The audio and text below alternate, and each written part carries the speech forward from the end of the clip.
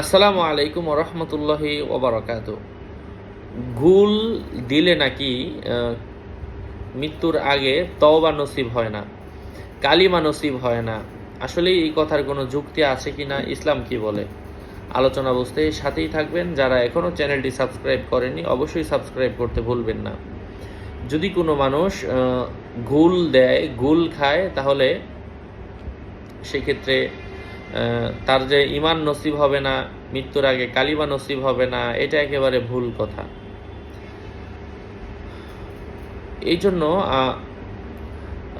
তারপরেও গুল, তামাক, তারপর পান খাওয়া, জর্দা খাওয়া, সিগারেট খাওয়া সবগুলা কিন্তু একই লেভেলের জিনিস। এগুলাকে কোনো কোনো আলেমগণ মাকরু বলেছেন, কেউ কেউ এটাকে হারাম বলেছেন। এই জন্য আমরা অবশ্যই এগুলা থেকে বাঁচবো, এগুলার কাছে ধারে যেন আমরা না যাই, এগুলা থেকে অবশ্যই সতর্ক থাকবো, সাবধান থাকবো। যেহেতু এখানে প্রশ্ন এসেছে, আবার কেউ কেউ এটাকে হারামও বলেছেন। তবে হারাম কাজ করলে তওবা মানে মৃত্যুর আগে নসিব না হওয়ার সম্ভাবনা বেশি। তার মানে এটা বলা যাবে না যে হবেই না, আমি বলে দিলাম, লিখে দিলাম, এটা ভুল কথা। আল্লাহ তার কোনো আমলকে পছন্দ করে তওবা নসিব করে দিতেও পারেন। আল্লাহর ব্যাপারে আল্লাহ ভালো জানেন, তবে এভাবে বলা উচিত না। আসসালামু আলাইকুম ওয়া রাহমাতুল্লাহ।